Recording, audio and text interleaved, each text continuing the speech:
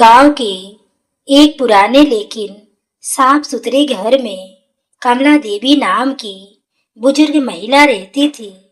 उनके चेहरे की झुर्रियों में पूरे जीवन की कहानी छुपी हुई थी।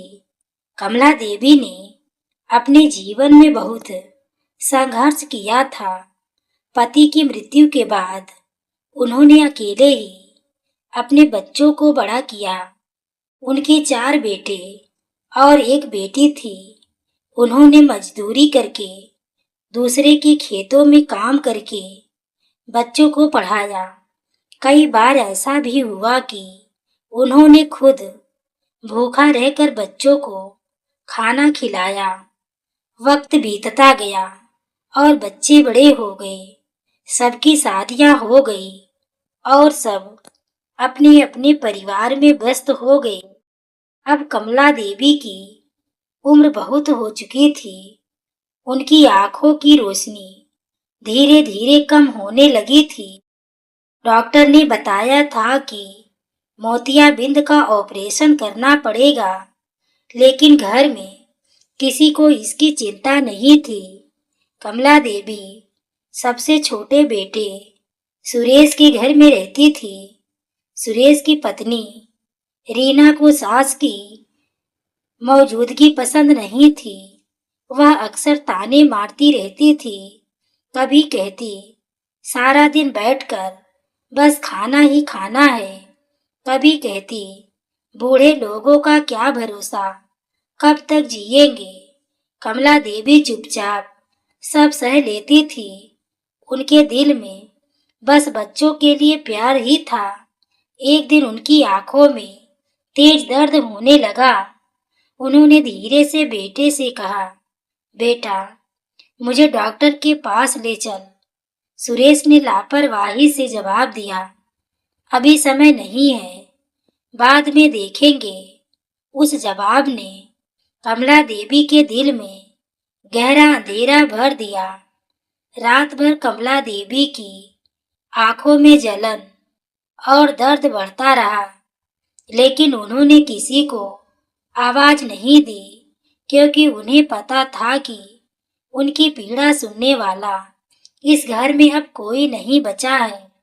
सुबह जब घर में सब लोग अपने अपने काम में व्यस्त थे, कमला देवी धीरे धीरे दीवार का सहारा लेकर आंगन तक आई और धुंधली होती आंखों से आसमान को देखने की कोशिश करने लगी। उनकी आंखों के सामने बार बार अपने बच्चों का बचपन घूम जाता था, जब वही बच्चे उनकी गोद में खेलते थे और उनके बिना एक पल भी नहीं रह पाते थे। उन्हें याद आया कि कैसे सुरेश बचपन में बीमार पड़ गया था और वह पूरी रात जागकर उसके सिर पर ठंडी पट्टियां रखती रही थी। आज वही बेटा उनकी तकलीफ देखकर भी अनदेखा कर देता था और यह बात उनके दिल को अंदर तक तोड़ देती थी। इतने में बहू रीना रसोई में बाहर आई और तेज आवाज में बोली, माँ जी, अगर काम करना तो कम से कम बीच आंगन में बैठकर रास्ता तो मत रोका कीजिए। कमला देवी बिना कुछ बोले धीरे से उठी और एक कोने में जाकर बैठ गई, क्योंकि अब उन्हें बहस करने की ताकत भी नहीं बची थी। दोपहर तक उठी और अपने बेटे से पुराने बक्सों को खोला, जिसमें उनकी कुछ पुरानी साड़ियां और पति की तस्वीर रखी हुई थी। उन्होंने उस तस्वीर को हाथ में लिया और नम आंखों से बोली, देखो जी, जिन बच्चों के लिए हमने सारी जिंदगी लगा दी, आज वही हमें बोझ समझने लगे हैं। कुछ पल तक वह तस्वीर को देखते हुए चुप बैठी रही, जैसे अपने पति के से मन ही मन सारी बातें कह रही हो। इतने में बाहर से बहू रीना की तेज आवाज सुनाई दी, माँ जी, अगर उठ गई है तो थोड़ा झाड़ू ही लगा दीजिए, मुझे बहुत काम है। कमला देवी ने धीमी आवाज में कहा, बेटी, आज आंखों में बहुत दर्द है, ठीक से दिख नहीं रहा। टीना ने तुरंत जवाब दिया, तो फिर डॉक्टर के पास क्यों नहीं चली जाती? हम तो पैसे देने से रहे। यह सुनकर कमला देवी के दिल को गहरी चोट लगी, लेकिन उन्होंने फिर भी कुछ नहीं कहा। उन्हें अब समझ आ गया था कि इस घर में उनकी बीमारी भी किसी को परेशान नहीं करती। थोड़ी देर बाद उन्होंने चुपचाप अपनी एक साड़ी, एक शॉल और कुछ जरूरी सामान उस पुराने बक्से में से निकालकर एक छोटे से थैले में रख लिया। उनके हाथ कांप रहे थे, लेकिन मन अब मजबूत हो चुका था। उन्होंने सोचा कि अगर वह यहाँ रहेंगी तो रोज अपमान सहना पड़ेगा और यह जिंदगी उनसे अब सहन नहीं होगी। कमला देवी ने धीरे धीरे घर के हर कोने को देखा, जैसे अपनी यादों को आखिरी बार आंखों में बसा रही हो। उन्हें वह आंगन याद आया जहाँ उनके बच्चे खेलते थे और वह बैठकर उन्हें प्यार से देखती थी। उन्हें वह रसोई याद आई जहाँ वह घंटों खड़े होकर पूरे परिवार के लिए खाना बनाती थी। आज वही घर उन्हें पराया सा लग रहा था। दोपहर के समय जब घर के सभी लोग अपने अपने काम में व्यस्त थे, कमला देवी चुपचाप दरवाजे तक आई। उन्होंने एक बार पीछे मुड़कर घर को देखा और उनकी आंखों से आंसू बहने लगे, लेकिन इस बार उन आंसुओं में दुख के साथ साथ आत्मसम्मान की आग भी थी। उन्होंने धीरे से दरवाजा खोला और बिना किसी को बताए घर से बाहर निकल गई। कमला देवी नहीं जानती थी कि आगे क्या होगा, लेकिन इतना तय था कि अब वह अपमान सहकर इस घर में वापस नहीं रहेंगी। कमला देवी धीरे धीरे सड़क पर चल रही थी और उनकी धुंधली आंखों के सामने रास्ता भी ठीक से दिखाई नहीं दे रहा था, लेकिन दिल में इतना साहस जरूर था कि अब वह अपमान भरी जिंदगी के वापस नहीं लौटेंगी। उनके हाथ में छोटा सा थैला था और दिल में बहुत सारी टूटी हुई यादें जो हर कदम पर उन्हें अपने बीते हुए दिनों की तरफ खींच रही थी।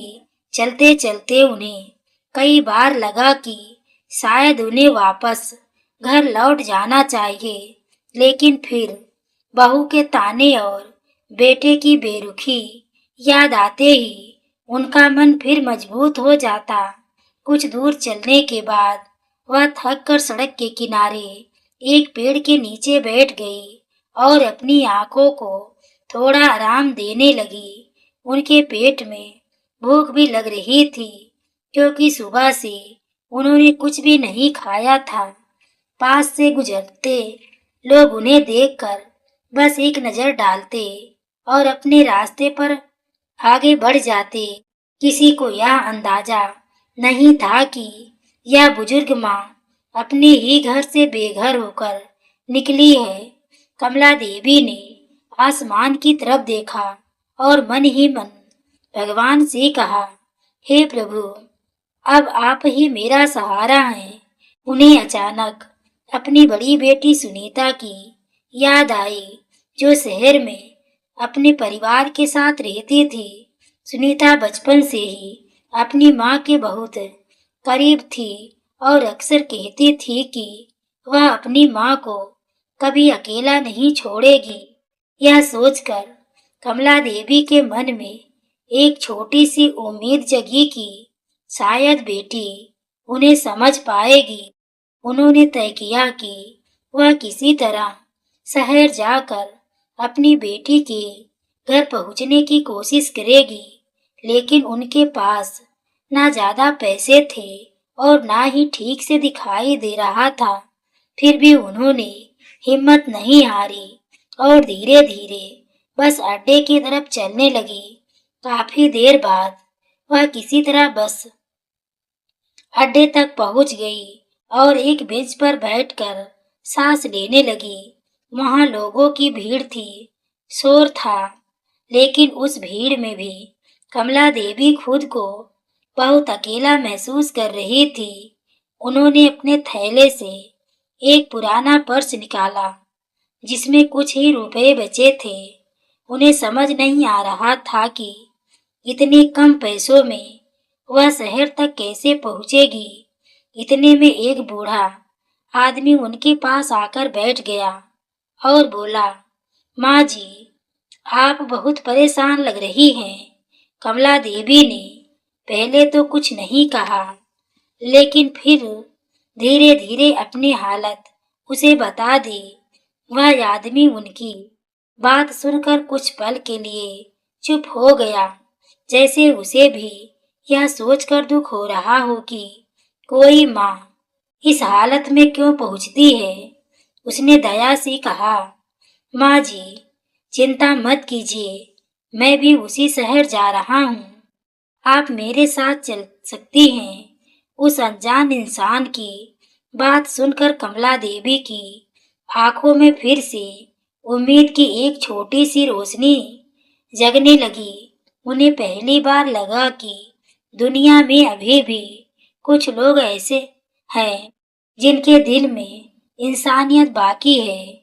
बस धीरे धीरे शहर की ओर बढ़ रही थी और खिड़की के पास बैठी कमला देवी चुपचाप बाहर के बदलते रास्तों को महसूस कर रही थी, क्योंकि उनकी आंखों को अब साफ दिखाई नहीं देता था।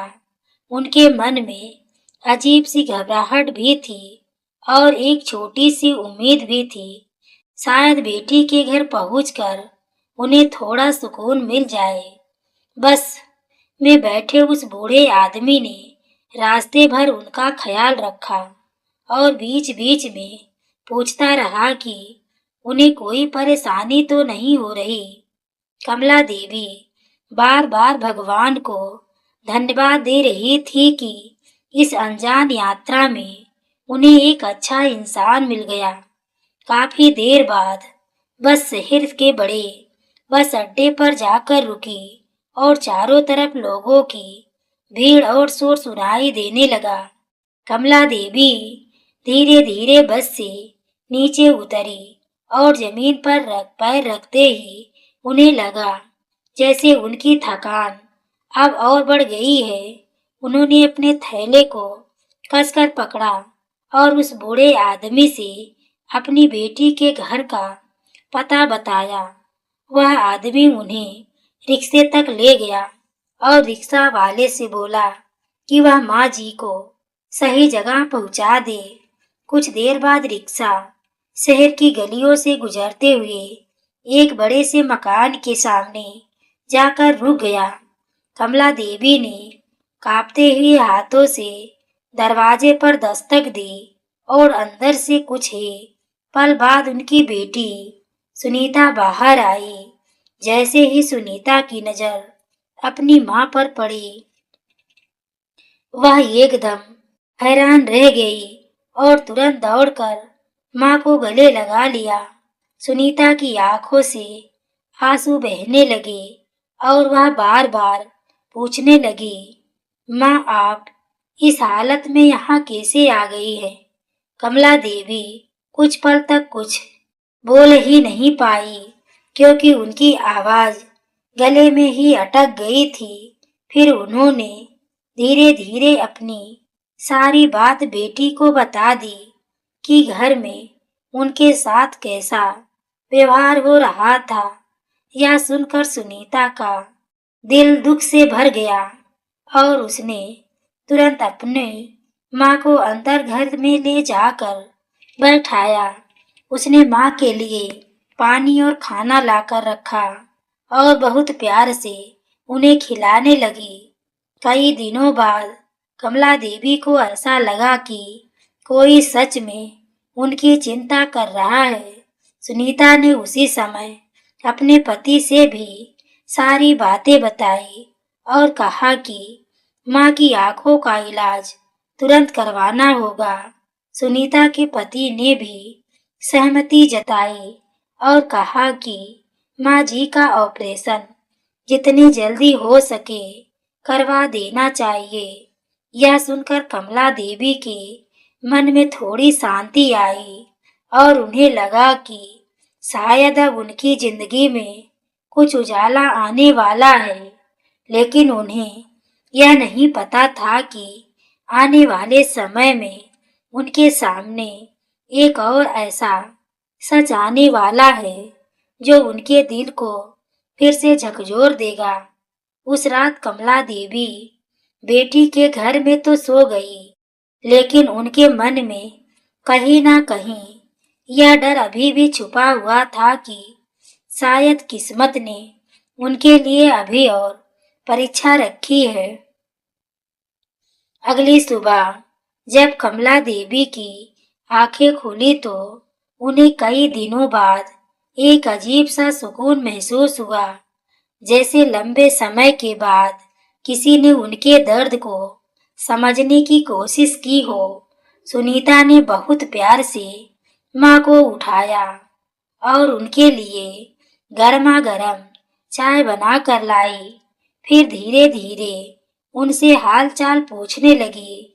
कमला देवी की आंखों में फिर से वही दर्द था, लेकिन बेटी के व्यवहार में उन्हें अपनापन दिखाई दे रहा था।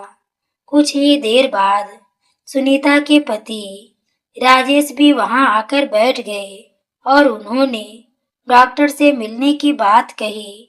उसी दिन दोपहर में राजेश कमला देवी को शहर के एक अच्छे अस्पताल में लेकर गए ताकि उनकी आंखों की जांच करवाई जा सके। डॉक्टर ने ध्यान से उनकी आंखों की जांच की और बताया कि मोतियाबिंद काफी बढ़ चुका है, इसलिए जल्द से जल्द ऑपरेशन करना जरूरी होगा।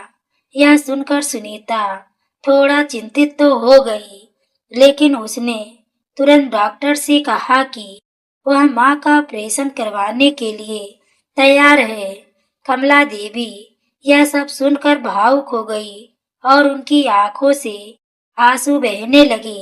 उन्हें लगा कि शायद बेटी के घर आकर उनका फैसला सही था और अब उनकी जिंदगी में थोड़ा उजाला लौट आएगा। कुछ ही दिनों में ऑपरेशन की तारीख तय हो गई और घर में सब लोग उसकी तैयारी करने लगे। सुनीता लगातार माँ का ख्याल रखती रही और हर समय उन्हें हिम्मत देती रही कि सब कुछ ठीक हो जाएगा। ऑपरेशन वाले दिन कमला देवी के मन में थोड़ा डर जरूर था, लेकिन बेटी का हाथ पकड़कर उन्हें साहस मिल रहा था। अस्पताल में डॉक्टरों ने सावधानी से उनका ऑपरेशन किया और कुछ ही दिन बाद सब कुछ सफलतापूर्वक पूरा हो गया। डॉक्टर ने बताया कि कुछ दिनों के बाद आराम के बाद उनकी आंखों की रोशनी पहले से काफी बेहतर हो जाएगी। यह सुनकर कमला देवी के दिल में उम्मीद की एक नई किरण जाग उठी। घर लौटने के बाद सुनीता ने माँ की बहुत सेवा की, उन्हें किसी की तरह परेशानी नहीं होने दी। कमला देवी भी धीरे धीरे ठीक होने लगी और उन्हें अब थोड़ा साफ दिखाई देने लगा था। लेकिन इसी दौरान एक दिन उन्होंने अनजाने में सुनीता और उसके पति राजेश की बातचीत सुन ली। राजेश धीमी आवाज में कह रहा था कि अगर माँ की जमीन और पेंशन उनके नाम हो जाए तो भविष्य सुरक्षित हो सकता है। सुनीता ने भी धीरे से कहा कि माँ को समझाकर यह काम आसानी से किया जा सकता है। यह बात सुनकर कमला देवी के दिल पर जैसे किसी ने भारी पत्थर मार दिया हो। उन्हें लगा था कि बेटी के घर में उन्हें सच्चा सहारा मिला है, लेकिन अब उन्हें फिर से अपने रिश्तों पर शक होने लगा था। उस रात कमला देवी बहुत देर तक जागती रही और सोचती रही कि आखिर उनकी जिंदगी का सही रास्ता अब क्या होना चाहिए। उस रात कमला देवी की आंखों में नींद बिल्कुल नहीं आई, क्योंकि जो बात उन्होंने सुनी थी उसने उनके दिल को अंदर तक हिला दिया था। उन्हें लग रहा था कि शायद अब रिश्तों में सच्चा अपनापन ढूंढना बहुत कठिन हो गया है। सुबह जब सूरज की हल्की किरणें कमरे में आई तो कमला देवी चुपचाप उठकर आंगन में बैठ गई और गहरी सोच में डूब गई। अब उनकी आंखों की रोशनी पहले से काफी ठीक हो चुकी थी और उन्हें अब सब दिखाई देने लगा था, लेकिन दिल के अंदर जो अंधेरा था वह अभी भी वैसा ही था। जो कुछ देर बाद सुनीता उनके पास आई और प्यार से बोली, माँ अब आप बिल्कुल ठीक हो जाएंगी, बस थोड़ा आराम कीजिए। कमला देवी ने बेटी की तरफ देखा, लेकिन इस बार उनके चेहरे पर एक अलग सी गंभीरता थी। उन्होंने शांत आवाज में कहा, बेटी मुझे तुमसे और राजेश से एक जरूरी बात करनी है। सुनीता और उसका पति दोनों उनके सामने आकर बैठ गए। कमला देवी ने धीरे धीरे कहा, कल रात मैंने तुम दोनों की बात सुन ली थी। यह सुनते ही दोनों के चेहरे का रंग बदल गया और कुछ पल के लिए वहां सन्नाटा छा गया। कमला देवी ने आगे कहा, मुझे दुख इस बात का नहीं है कि तुम मेरी जमीन या पेंशन के बारे में सोच रहे थे। दुख तो इस बात का है कि रिश्तों में भी अब लालच आ गया है। उनकी आवाज में दर्द था, लेकिन साथ ही एक अजीब सी मजबूती भी दिखाई दे रही थी। उन्होंने साफ शब्दों में कहा, मैंने सारी जिंदगी अपने बच्चों के लिए जिया है, लेकिन अब मैं अपनी बाकी जिंदगी अपने आत्मसम्मान के साथ जीना चाहती हूँ। सुनीता की आंखों से आंसू बहने लगे और वह शर्म से सिर झुकाकर खड़ी रह गई। कमला देवी ने प्यार से कहा, तुमने मेरी सेवा की, इसके लिए मैं तुम्हारी आभारी हूँ, लेकिन अब मैं किसी पर बोझ बनकर नहीं रहना चाहती। उन्होंने यह भी कहा कि वह अपनी पेंशन से खुद का खर्च चला सकती है और अपने लिए एक छोटा सा कमरा लेकर शांत जीवन जीना चाहती है। यह सुनकर सुनीता और राजेश दोनों को अपनी गलती का एहसास हुआ, लेकिन अब कमला देवी का फैसला बदलने वाला नहीं था। कुछ दिनों बाद कमला देवी ने शहर में एक छोटे से कमरे में रहने का इंतजाम कर लिया। वह वहां सादगी से रहने लगी और धीरे धीरे अपने जैसे ही कुछ बुजुर्ग लोगों से उनकी दोस्ती भी हो गई। अब उनकी जिंदगी में किसी के ताने नहीं थे और ना ही किसी का लालच। उनके चेहरे पर फिर से वही सुकून दिखाई देने लगा था जो कई सालों से खो गया था। कमला देवी ने समझ लिया था कि असली खुशी दूसरों पर निर्भर रहने में नहीं, बल्कि अपने आत्मसम्मान के साथ जीने में होती है। इस तरह एक माँ ने अपने दर्द और अंधेरे से निकलकर आत्मसम्मान और सच्चे उजाले का रास्ता चुन लिया। तो दोस्तों, एक कहानी को लेकर आपकी क्या राय है, कमेंट में जरूर बताएं। धन्यवाद।